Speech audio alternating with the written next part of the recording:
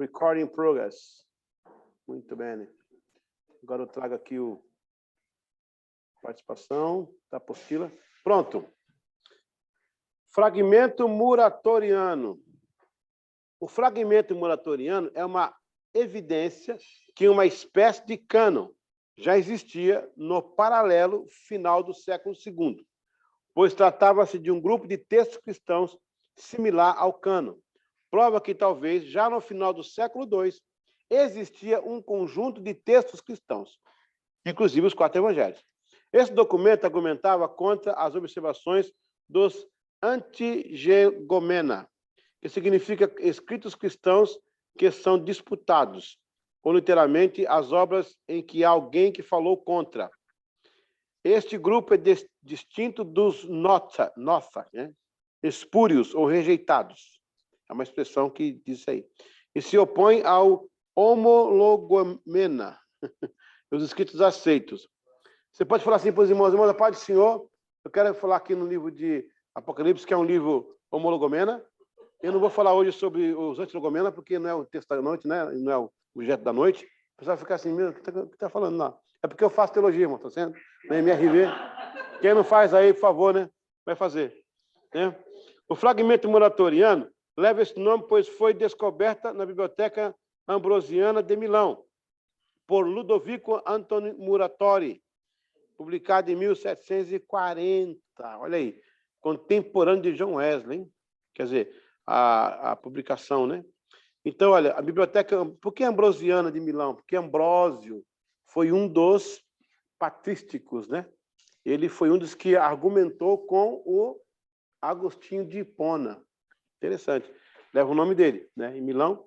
E o Ludovico Antônio Muratori, nesse caso, achou. Aí colocaram o nome dele. A Itália esconde muita historicidade, gente, da igreja cristã. Sabe que no tempo do... Ali no tempo de Nero, depois de General Galba, né? Você tem ali, ó, a queda do Tibério, Calígula, Calígula, Tibério, Vespasiano, Domiciano, Tito, Nero, Galba. Nesse períodozinho aí, do primeiro perseguição da igreja, Roma manda arrancar de todos os monumentos o nome do arquiteto. Alguém não percebeu isso? Quem foi o arquiteto de Roma? Interessante. Durante quase 2000 anos, ninguém sabia. Não aparecia o cara que fez os grandes prédios de Roma, que misturou a grande cultura greco-romana, né? A fundação egípcia, as colunas gregas, né? E os desenhos romanos. Quem é esse cara? Quem é esse cara? Quem é esse cara? 1881, lá em Florença, na Itália, foram fazer uma escavação perto de uma igreja antiga e descobriram uma parte de uma parede de ferro pesado. Aí bateram naquilo, foi tirando as massas, tirando do... Era um ferro pesado. A prefeitura demorou 8 meses para liberar, para transformar aquilo em site arqueológico. A arqueologia acampou, devagar foram mexendo, escavando, e encontraram lá dentro o quê? Era uma cúpula, um caixão com uma tampa escrito com ponta de lança. Aqui jaz Gaudêncio, o grande arquiteto que Roma escondeu por se tornar um cristão. Lá dentro, o corpo dele, quer dizer, a caveira de uma cruz. Foram para a história, sabe quando seguiram? Nos éditos de Roma, encontraram o imperador escrevendo. Ele, esse homem, o Gaudêncio, ele olhava Roma pegando os cristãos e matando. Ele chorava e dizia assim, eu não fiz isso para isso, eu não criei para isso. Não foi para isso que eu criei Roma, que eu idealizei Roma. Ele começou a ir na casa dos cristãos. E ele teve um culto que o apóstolo Paulo pregou. Ele se converteu no culto daquele. Aí ele se tornou cristão. O imperador não queria assimilar a ideia de que o cara que construiu Roma agora era crente. Era assim, sabe? Era demais para ele. Então mata ele e tira o nome dele de tudo quanto for monumento. Raspa, tira, passa cimento, dá um jeito. Se for pedra, quebra, ele tem que sumir. Mas nós temos um Deus que é justo. Exatamente. Sabe do que eu lembrei? Lembrei de o tio de Esther, sentado na calçada, o bichinho quieto lá, o cara querendo matar ele. e Deus levantou ele. Enquanto ele estava sentado na calçada, Mardoqueu, Deus lutou por ele no palácio. Então, assim, Deus é maravilhoso. Faça para Deus. Que coisa linda, coisa linda. Porque eu já ia lhe perguntar qual foi o intuito dessa de ocupar. Exato, foi isso aí, exatamente. Veja bem, me lembre lá, eu tenho um PDF liberado, né, pelo site lá, sobre o Coliseu Romano, e essas histórias estão lá. Então, pessoal, o que é o muratoriano? O que é o fragmento muratoriano? Porque esse italiano descobriu esse monte de fragmentos, de pedaços de escritos lá em 1740, lá em Milão, tá bom? Tudo isso aqui é para corroborar a essência da Bíblia. A trajetória da confecção da Bíblia no AT. Tomando o texto de Isaías 48, que diz: a palavra do nosso Deus permanece para sempre. Aleluia. Aleluia por minha conta, gente, que eu não aguentei.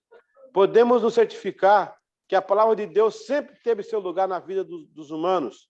Aí vai entrar o quê? Antropologia, né? Lembra que é a teologia da antropologia?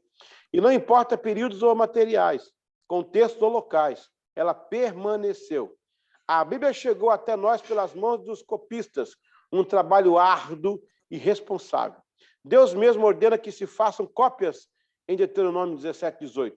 Havia também uma ordem expressa aos levitas para guardar a lei e passá-la adiante das futuras gerações. E como seria isso possível, senão por cópias, como também a tradição oral?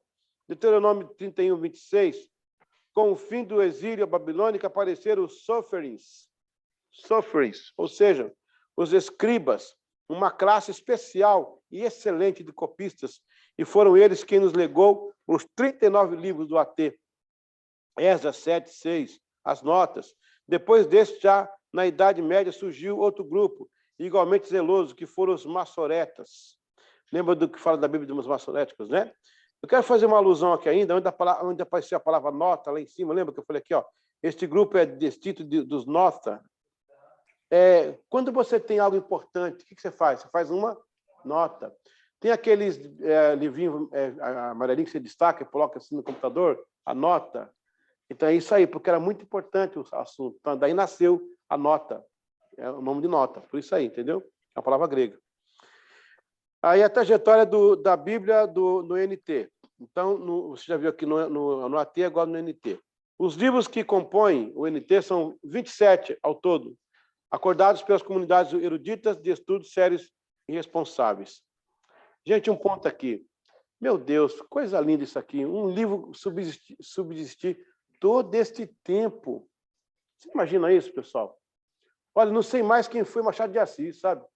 Foi um cara legal, teve nada na história, não lembro mais nenhuma obra dele. Eu vou até estudar, né? Tá bom, Monteiro Lobato, sei lá. Shakespeare. Vamos lembrar de Hamlet, Romeu e Julieta. Agora, olha a Bíblia, rapaz. Olha a Bíblia. Olha a Bíblia. Meu Deus, escrito um pedaço de fragmento do pergaminho lá no meio da poeira do deserto. Quando que você vai imaginar que aquele negócio vai chegar até nós aqui? Não tem uma mão silenciosa atrás disso aí ou não? Uma mão poderosa que carrega esse texto para cima e para baixo? Que levanta pessoas dos seus períodos para defender esse texto? Oh, glória a Deus! Amém? Que não permitiu que alguns alterassem? Que coisa linda, rapaz. Isso aqui é maravilhoso. Isso aqui é para dar glória a semana inteira sem parar.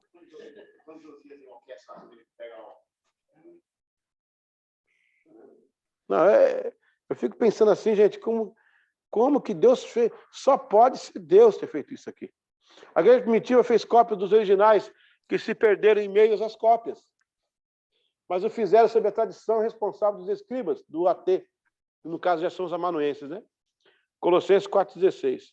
E Deus foi tão gracioso que mesmo alguns imperadores romanos, como foi o caso de Diocleciano, quando mandou destruir tudo que era do documento da igreja, mas alguns fragmentos, cópias distantes deles foram preservados. Sem contar que a base de muitas cópias foram feitas para idiomas originais, como, por exemplo, como armênio, copto, etíope, georgiano, latino, siríaco. E isso aumenta a autenticidade das informações.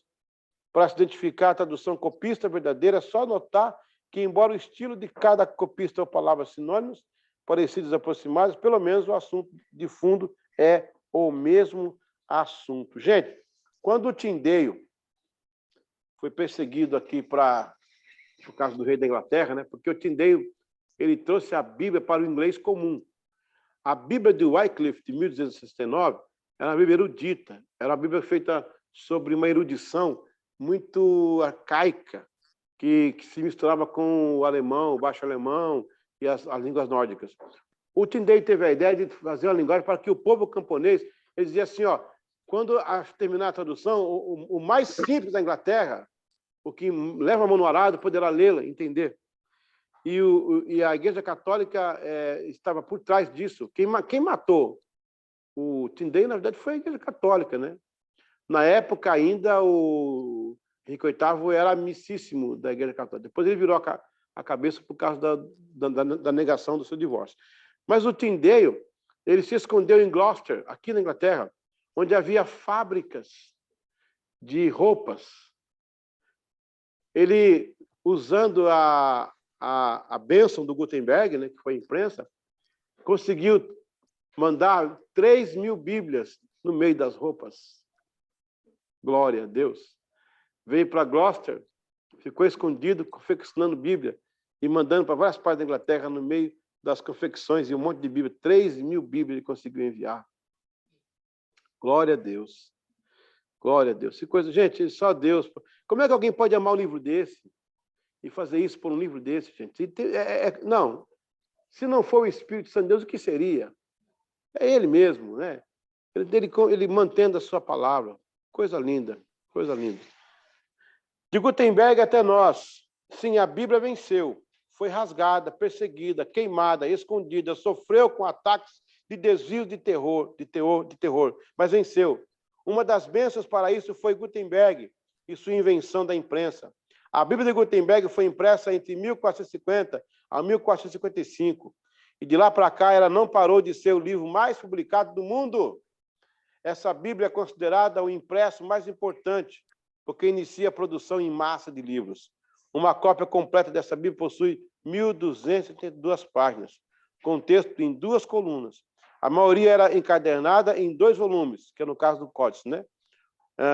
E tem uma parte aí que não está clara.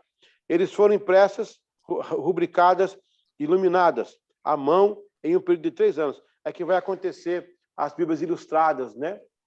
Tipo os Evangelhos de Lindisfarne, aqui na Inglaterra, os Hominis, que é outro tipo de Bíblia que é bem ilustrada, com aquelas letras. Lembra que eu falei que a Bíblia ela acompanha? Aqui é a Renascença já. Ó. Então, ele também valoriza a Bíblia, fazendo cada capa bonita, gente, cada coisa. Aquela Bíblia que você tem aqui, que é de 1800, já está assim, imagina. Ali tem coisa, eu fico vendo, tem pintura ali, parece que é dourado aquele negócio, interessante aquilo lá. Okay? Elas foram impressas, rubricadas, iluminadas à mão em um período de 3 anos. William Green disse, posso dizer com segurança que nenhuma outra obra da antiguidade foi transmitida com tanta exatidão. Nem mesmo as Ilíades de Homero, nem mesmo as obras de Shakespeare, ou, quem sabe, os contos gregos, as epopeias mesopotâmicas, ninguém conseguiu superar a Bíblia até hoje. Ninguém conseguiu. Se for falar de epopeia, temos epopeia. Temos um Deus grande lutando pela humanidade. Né? Vou falar em poesia, temos o maior poeta do mundo, lá o Salomão. Né? A Bíblia é um livro que traz tudo que você imaginar. O próprio Jesus foi um show de bola. Jesus, matemático, ele dividiu os fariseus, somou as multidões, subtraiu os demônios e multiplicou pães e peixes. Eita glória, amém! Jesus dividiu os fariseus, as 4 operações, dividiu os fariseus, subtraiu demônios, somou as multidões e multiplicou pães e peixes. Ele deu aula de agronomia.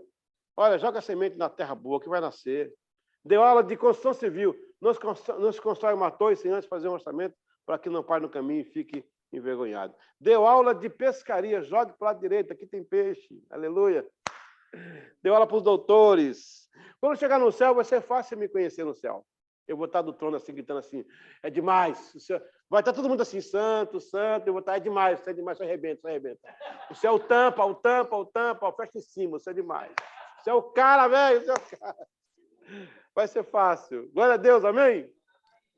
Bom, eu quero fazer agora uma coisa muito boa, um presente para vocês, um bônus. Me pergunte que eu vou mandar para vocês isso aqui na classe lá. Não vou ler tudo porque é muita coisa, mas umas coisas que é importante.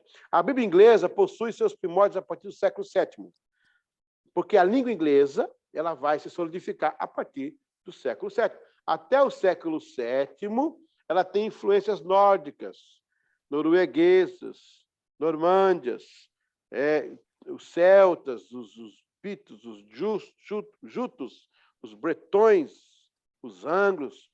Não, os anglos são depois do 1000, depois do século XI, né? Porque até então o idioma estava terminando sua primata formação linguística histórica. Exatamente por esse motivo que só depois de 100 anos do idioma firmado, inglês, como vernáculo regional, é que foram confeccionadas as primeiras porções bíblicas em inglês. A Vulgata Latina foi grande base para que muitas partes da Bíblia. Essas traduções, ou melhor, fragmentos, eram produzidos a partir de estudos de monges em seus monastérios. Interessante que as traduções eram geralmente de forma de prosa ou interlineares, traduções literais inscritas acima das palavras latinas. Então, eles pegavam o original, embaixo, né, latino, e em cima colocava as partes em inglês. Começou assim. Sabemos que depois de Wycliffe, a versão King James assumiu um posto de mais popular, que temos até hoje aí a King James. Embora o inglês empregado não é falado hoje. Ou seja, de 1611 a 2022, são 411 anos em que o vernáculo sofreu mudanças e influências linguísticas. Palavras usadas na Idade Média, tais como die, thee, giveth, marketh, hath, thus, Furtherhersing, essa linguagem não existe mais. São vocábulos em desuso, por ser uma erudição tardia, sem contar a formação gramatical que obteve mudanças e a inclusão de expressões idiomáticas. Se desejarmos realmente ler os escritos antigos, teremos que fazer uma boa incursão nas terminologias do século XVII. Entenda que existem, desde o século VII, traduções parciais da Bíblia para a língua do povo inglês, que podem ser até rastreadas, incluindo traduções para o inglês antigo e médio. Desde o século VIII, mais de 450 traduções para o inglês foram escritas. Então, nós temos aqui na Inglaterra quase 500 traduções. Gente, o vernáculo inglês é um dos mais ricos que tem em questão de Bíblia. A trajetória da tradução da língua inglesa é uma determinação de dedicados servos de Deus. Os primórdios em Lindisfarne, eu estive lá, até tenho uma cópia do Lindisfarne comigo, é uma réplica, né? Até chegar à edição do King James. Foi uma trajetória de sangue, suor e lágrimas. O preço foi alto para que a escritura chegasse ao lar do povo inglês. Quando morreu o John Wesley, havia em cada lar inglês um exemplar da Bíblia. Em 721, os Evangelhos de Lindisfarne são considerados obras do monge chamado Eadifrit, e se tornou bispo de Lindisfarne em 698 e morreu em 621. Pesquisadores contemporâneos colocaram a data da criação em torno de 715. Geralmente acredita-se que o manuscrito foi produzido em homenagem a São Cuthbert. Os evangelhos são ricamente ilustrados em um estilo típico de ilha. Eu tenho eles em casa, eles são unciais. Lembra que eu falei que era uncial? Lembra não? Uncial, tudo feito em maiúsculo, sem pontuação, direto. Então, o Lindisfarne é bem perto dos originais, por causa disso aí. Mesmo assim, a cobertura foi perdida durante os ataques dos Vikings, é porque os Vikings atacaram Lindisfarne, atacaram Iona, atacaram Colúmbia, com aquele monte de Colúmbia, mataram numa tarde 83 pastores ao fio da espada, aí se reconstituíram, voltaram, enterraram os mortos, dali um tempo voltaram, mataram mais 102 pastores, era um seminário. Primeiro seminário foi aqui em Iona, tá? Em 65, uma porção das escrituras traduzidas para o inglês foram os Salmos. Primeiro foram os Evangelhos, depois Salmos, na sequência a parte dos Evangelhos, de novo, né? Traduzidos, na verdade, em 65, o historiador, o venerado Beda, né? Esse Beda aqui foi um escritor enviado por Roma para falar sobre o cristianismo aqui na Inglaterra. E ele falou sobre isso aí. Ele foi um dos que fez a tradução dos evangelhos, e quando ele morreu, no dia que ele morreu, ele fez a última letra, da última parte da sua tradução. Ele fez a letra, tombou a caneta e faleceu em seguida. Que coisa. Gente, que coisa, que coisa. Isso aqui é um banquete, isso aqui é um banquete. 871, ó, já comecei 701, né? 65, agora 871. Pelos idos do século IX, o rei Alfred de Wessex, quem já foi em Wessex aí? É um shire, né, que tem. Conhecido como Grande, dedicou-se muito ao Antigo Testamento e conseguiu trazer para o inglês uma parte da Torá, ou seja, o Pentateuco. Ele trabalhou mais nos evangelhos de Lindisfarne, no inglês antigo, inserindo o verbatium entre as linhas do texto latino, é uma tradução. Assim como foi no século VII. É uma das primeiras traduções de textos bíblicos em inglês. Que bom que eu estou gravando isso aqui, porque isso aqui é um banquete.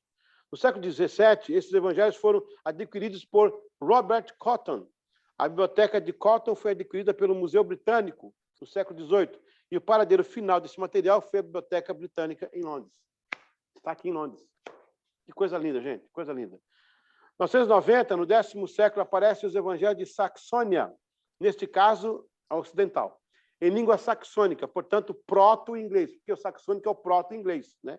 É o começo, é o baixo alemão, o alemão camponês, hier, ich lieben, I love you, morgen. Esses evangelhos é uma tradução completa dos 4 evangelhos. Das Escrituras, dos 4 evangelhos. Foi feito em saxão, em dialeto inglês antigo, sendo assim a primeira tradução dos 4 evangelhos para o inglês sem texto latino. Aí já aqui, ó, em 1990, ela já vem enxuta, já vem sem texto latino. Aí você tem antes, você tem os Salmos, você tem a Torá e você tem os evangelhos. Lindisfarne, tá? E aí vem essa parte. Agora, eles chamaram, acoplaram ao Pentateuco o livro de Juízes. Aí chamaram de Hexateuco. Tem o Pentateuco, o Hexateuco, né? E aí, esse veio sem gravuras, e esse material se encontra hoje, se você pode ir amanhã de manhã lá, na biblioteca de Bodleian, em Oxford. Pode ir amanhã lá que você vai ver a classe aqui, a gente tem coisa assim, estamos rodeados de coisa aqui. Gente, vocês não sabem o que vocês estão. Vocês não têm ideia, vocês não têm ideia, não têm ideia. Em 1011, o Ormulum é uma tradução da Bíblia em inglês bem trabalhada para dar performance de objeto de serviço. Sagradas Escrituras. Possui muito contexto e baixo teor de texto realmente bíblico. Sem usar como base, podemos usar como base o casamento de Caná. Aparecem os comentários com muito brilho, com mais de 797 linhas, mas apenas 40 delas originam-se da tradução real do texto bíblico em si. O Ormulum é uma nomenclatura dada à produção de textos exegéticos de Mornum, que é do século XII.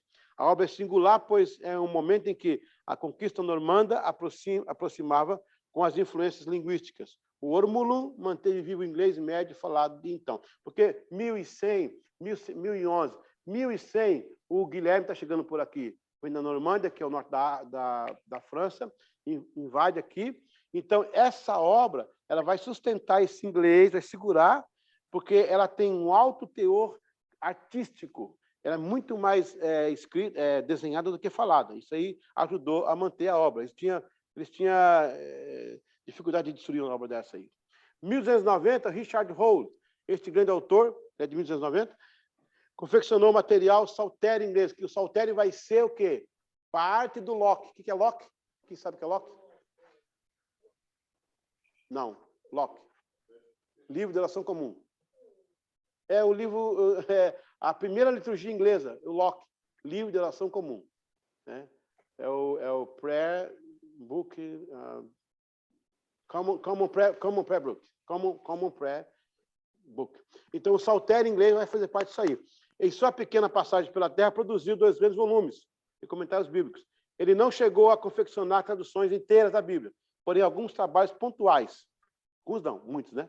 Com comentário do livro de Jó, morreu em 1349, ele foi contemporâneo do Wycliffe, por causa da epidemia da peste negra. Lembra que aconteceu a peste bubônica? Foi nessa época que ele morreu. Mas seu legado influenciou os Lollards. Quem são os Lollards? São seguidores do John Wycliffe. John Wycliffe morreu e esses caras manteram viva a chama do que ele pregava. Foram mortos, foram sacrificados aqui na Inglaterra, e também influenciou o pai de John Wesley, Samuel, que escreveu a obra de teologia de Jó, que bebeu dessa fonte também. Olha a coxa de retalho que vai... Meu Deus, as linhas de Deus trabalhando no anonimato do silêncio. 1384, John Wycliffe, ótimo. Torna-se um dos maiores e eminentes tradutores da Bíblia no cenário britânico, mundial, da cristandade. É considerado o tradutor do que tem sido chamado a Bíblia de Wycliffe. Foi um trabalho erudito, um inglês muito polido e acadêmico. Wycliffe orientou a partir da Vulgata Latina, porém, com acesso profundo aos textos hebraicos e gregos, de porções, tratados e códices das Sagradas Escrituras. Sua tradução possui 2 publicações, cada uma em uma versão diferenciada em alguns pontos, algo como revisão vernácula, sendo o texto anterior confeccionado sob uma conservação quase sistemática da ordem das palavras latinas, o que dificultaria aos leitores sem acesso ao latim. Assim, ele aprimorou a segunda edição com uma sistematização das terminologias mais inglesas possíveis em termos de gramática. Um outro expoente que nós vamos ter aqui vai ser o William Tyndale. Deixa eu ver se eu consigo... Epa, peraí. William Tyndale. Okay. Aqui, achei. Aqui, agora deu certo. William Tyndale, está terminando.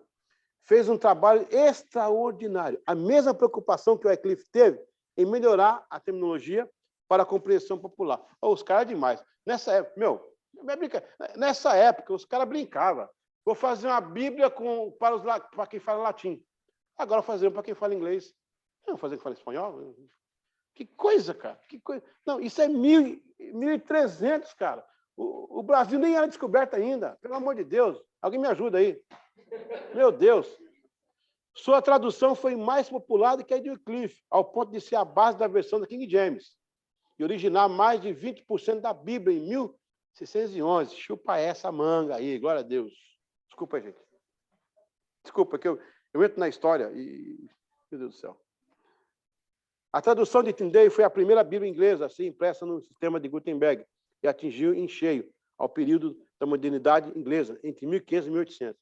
Tudo isso deu proteção ao seu trabalho e causou-lhe uma perseguição acirrada dos católicos. Assim sendo, a primeira edição completa do seu Novo Testamento foi publicada em 1526. William Tyndale usou os textos grego e hebraico do Novo Testamento e do Antigo Testamento, além da tradução latina de Jerônimo.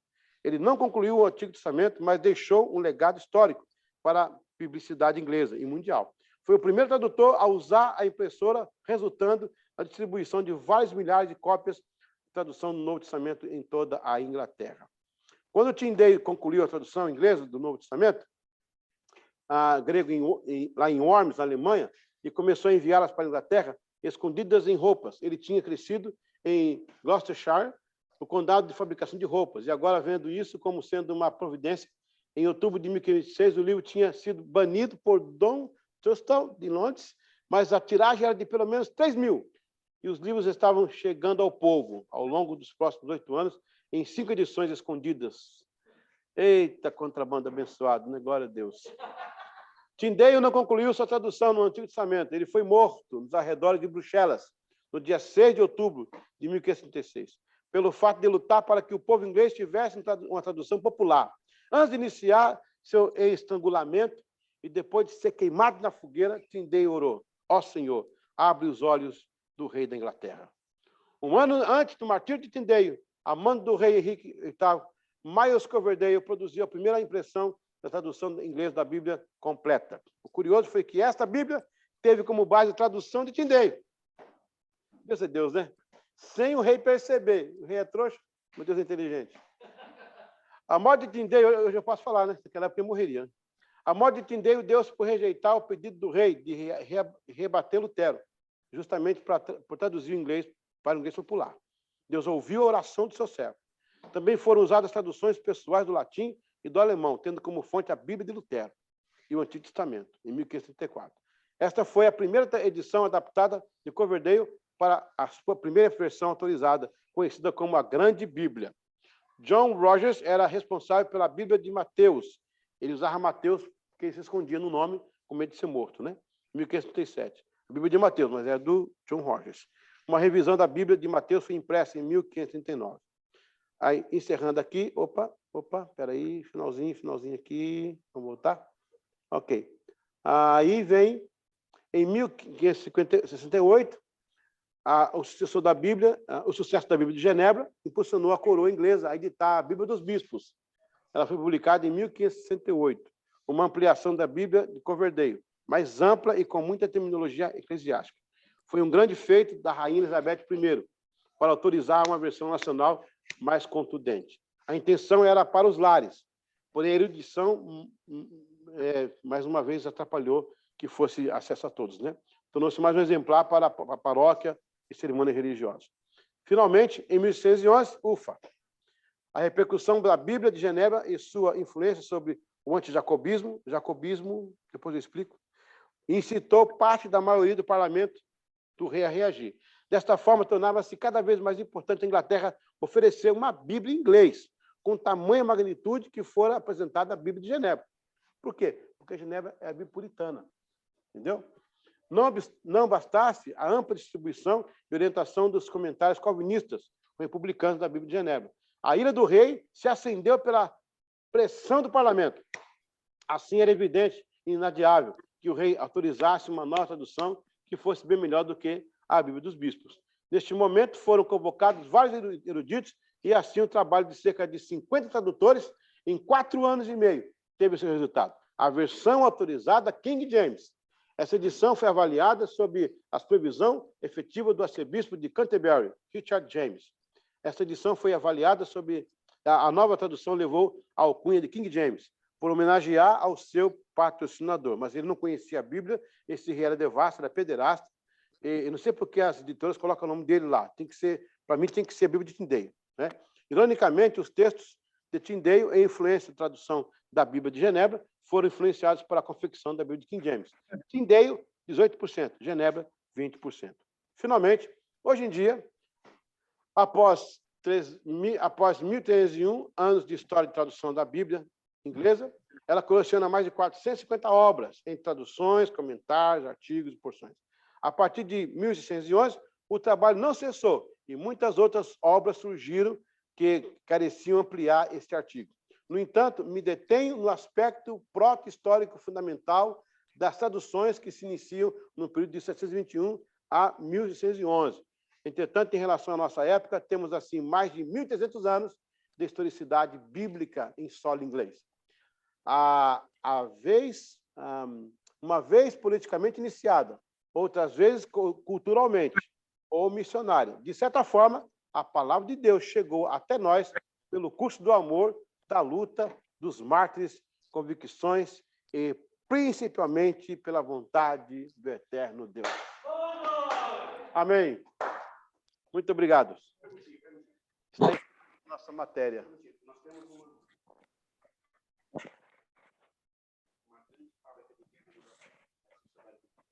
Sim.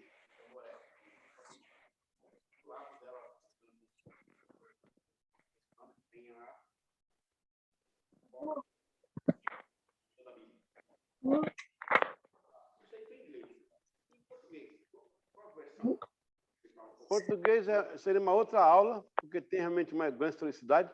Temos 2 expoentes, que é o padre Figueiredo, que ninguém fala, né? Não, assim, a Bíblia portuguesa, língua portuguesa, ela vai ser confeccionada a partir de uma embarcação da Companhia das Índias em 1600. O Ferreira, ele vai nascer em 1620, Torre de Mangalde. Ele tem 16 anos, 1630, quase 40. Ele está na embarcação e encontra um folhetinho em espanhol da Bíblia. Ele fala, mas peraí, espanhol? 1600 já havia o vernáculo de Lutero, a Bíblia de Zwingli, que é a primeira, a de Genebra, essas edições inglesas. Ele fala, peraí, por que não tem na língua portuguesa? Ele vai atrás da Vulgata Latina, ele começa a confeccionar a tradução, o João Ferreira. Ele foi criado por um casal, os tios dele, que eram católicos, mas ele nunca foi católico. Ele foi pastor da Igreja Reformada da Holanda. Reformada da Holanda, isso mesmo. Ele foi contemporâneo de Maurício de Nassau.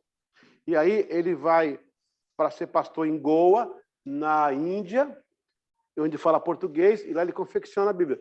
Ele manda essa Bíblia trazida para o rei da Holanda, mas na embarcação se perde essa tradução. Ele faz de novo, rapaz, à mão, de novo. Não consegue terminar, um amigo dele termina um texto pequeno, e essa Bíblia ficou a poder desse rei. Depois ela foi impressa, inclusive pelos metodistas em 1800, a mando do Dom Pedro II, né? Foi distribuído nas escolas. O padre Figueiredo é um outro que aparece também nessa listagem de tradução de Bíblia, e ele vai também ser um dos precursores da tradução.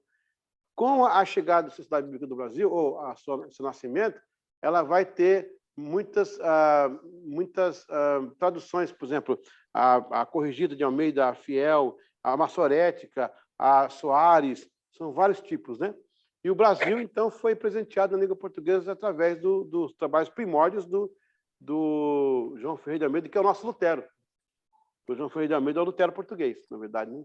É o Lutero português. Então, é basicamente essa linhagem aí. Hoje em dia, a questão da Bíblia anotada, ela tem muita repercussão.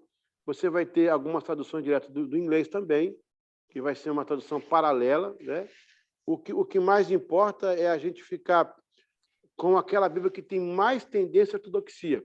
Por exemplo, uma Bíblia que não é que eu não aconselho, é que eu olho, eu procuro não comentar porque eu não quero influenciar, mas a linguagem de hoje, por exemplo, ela comete, para mim, algumas vulgaridades, né? Eu não falo nem da linguagem tipo tu és, vós, mas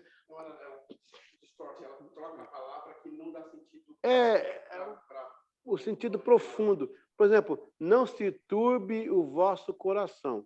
Aí tem na linguagem de hoje, não fique preocupado. Oh, meu Deus do céu. Não se turbar é muito mais profundo que não se preocupar, não é? Então, ela tira um pouco o peso literário da obra. O imediato, chama de imediato. O que é o imediato? O imediato é leitura imediata. Passa, ele